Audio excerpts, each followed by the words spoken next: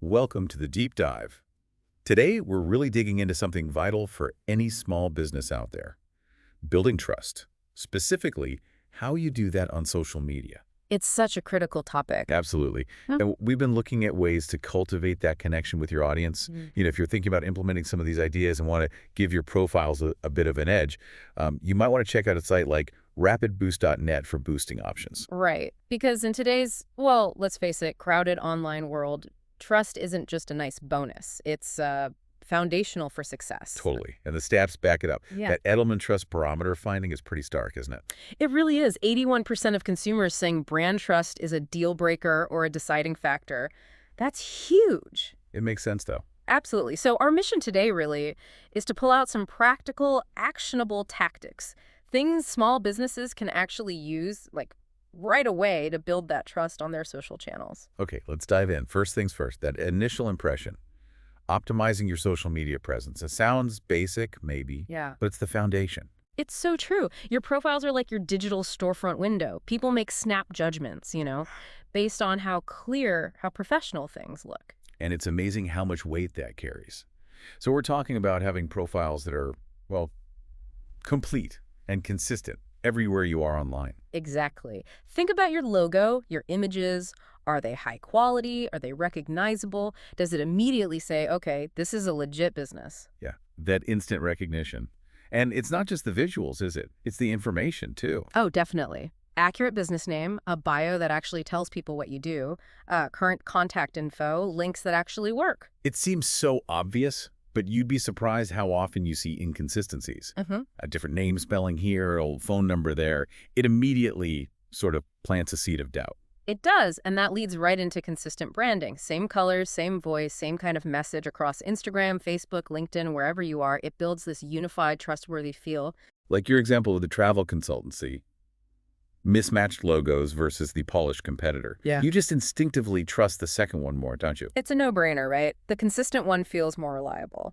And going a bit deeper than just looks, that About Us section, sharing your values, that's key too. People connect with stories, with the why behind the business. Absolutely. Remember, people buy from people. So sharing, how you started, what you really care about, what makes you different, that builds relatability. Maybe pinning an intro video. Yeah. Or a post highlighting the team. Great ideas. It just humanizes the whole thing. That kind of openness, that transparency, it really signals good intentions. It builds connection. And a really crucial point here. Don't just copy-paste the same profile info everywhere. You need to tailor it. Yes. This shows you actually get the platforms. LinkedIn needs that professional focus, right? Your experience, your services. Or Instagram is much more visual, maybe a bit more personal in the bio. Oh, exactly. Respecting those differences, it just adds another layer of credibility. It shows you know what you're doing online. Okay, so once that digital storefront is looking sharp, polished, consistent, what's next? It's the content, right? What you actually share day to day. Right. This is where you build trust brick by brick consistently.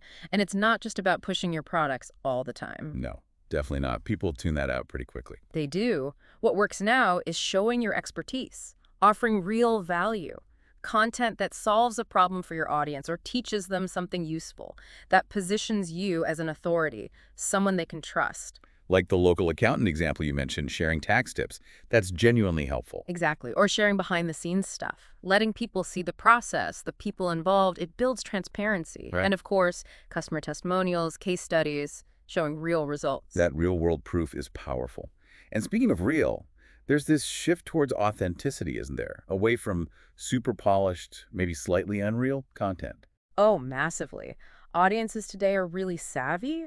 They value genuine insights, the human side of a brand. Don't be afraid to show successes, but also maybe talk about challenges you've overcome. Right. And if you mess up, which, let's be honest, happens. It does. Owning it publicly, explaining how you're fixing it. That can actually strengthen trust, strangely enough. Way more than trying to hide it. That makes sense. People respect honesty. Now, consistency is key here too, right? Yeah. You can't just post amazing content once a month. Definitely not. That's where a content calendar comes in. Planning things out, maintaining a regular rhythm of posting and engaging, it shows you're reliable. Brands that just disappear for weeks. It feels flaky, unreliable. Exactly. It makes you wonder if they're still even in business. And don't forget the power of stories. Ah, yes, storytelling. It creates that emotional connection, sharing customer journeys, spotlighting employees, talking about business milestones. That's the stuff that makes people feel connected, feel like they know you. Which builds trust. Okay, so we've got the profiles sorted, the content flowing. What about leveraging happy customers? Social proof. Yes, turning those happy customers into essentially trust ambassadors for you, it's incredibly powerful. So things like user-generated content, UGC. Getting customers to share their own photos or videos using your product or service. Precisely. Maybe run a photo contest with a branded hashtag, or simply actively ask people to share their experiences and tag you. Request reviews. Why is UGC so effective, do you think? Well, it's authentic, isn't it? It's not the brand talking. It's real people showing real-life impact. It cuts through the marketing noise. And that ties into reviews and testimonials too. That stat, 93% of buyers read online reviews. That's staggering. It really highlights why you need to actively ask for reviews and then showcase the good ones. Think about, say, a home cleaning company, showing those before and after photos alongside a glowing review. Instant credibility boost. Exactly. And when it comes to influencers, small businesses shouldn't necessarily chase the huge names. Right, the micro-influencers can be more effective. Often, yes. Someone with a smaller but really engaged niche following, their recommendation feels more genuine, more trusted by their specific audience. Like the bakery example, working with local vegan bloggers. Yeah. That makes perfect sense. Targeted, authentic trust. Doubled their Instagram following, apparently. It works. Okay, so leveraging customers is huge, but social media is, well, social. It's not just broadcasting. It's about interaction, right? Engagement and community. Absolutely. Trust is a two-way street. You have to engage, and responsiveness is key. Meaning answering comments, questions, DMs quickly. Promptly. It shows you're listening, you care. That stat about 71% of people being more likely to recommend a brand after a positive social interaction, that's all about responsiveness. It makes them feel valued, and part of that is creating a good environment too, and a safe space online. Definitely. Having clear community guidelines, moderating comments to keep things respectful, dealing with spam or harassment, it shows you care about the quality of the interaction for everyone. And what about negative feedback? It's tempting to just delete it, maybe. Haha, yes. Tempting, but usually a bad idea. Addressing it publicly, with empathy, offering to resolve the issue. It actually shows accountability. Everyone watching sees how you handle problems. That can build trust even out of a negative situation. Interesting. And what about more proactive engagement, like live sessions? Oh, live Q&As, Ask Me Anything sessions, product demos. Live streaming is fantastic for trust. It's real-time, it's interactive, you can show your expertise, answer questions on the spot. Very powerful. Okay, so being responsive, fostering community.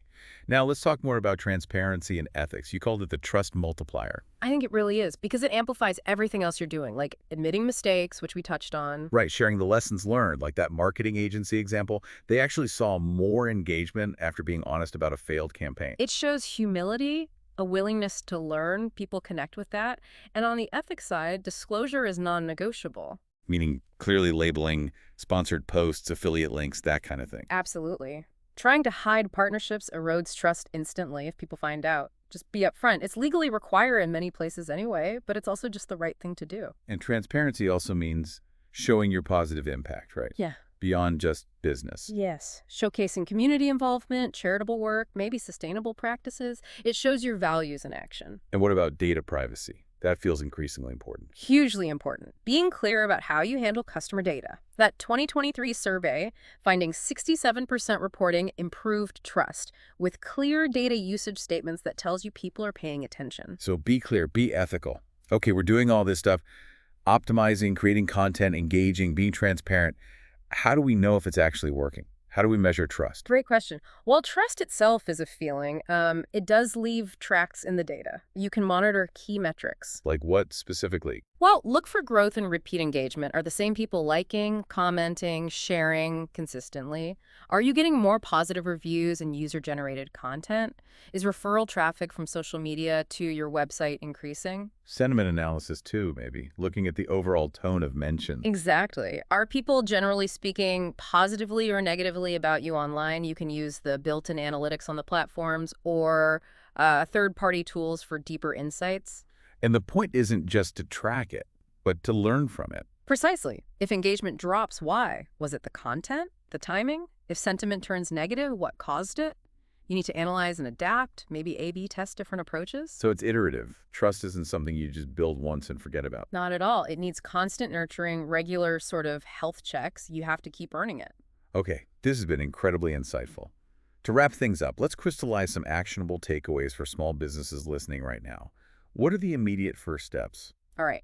First, definitely audit your profiles. Get them complete, consistent, professional looking. Then, create that content calendar. Focus on value, authenticity, and consistency.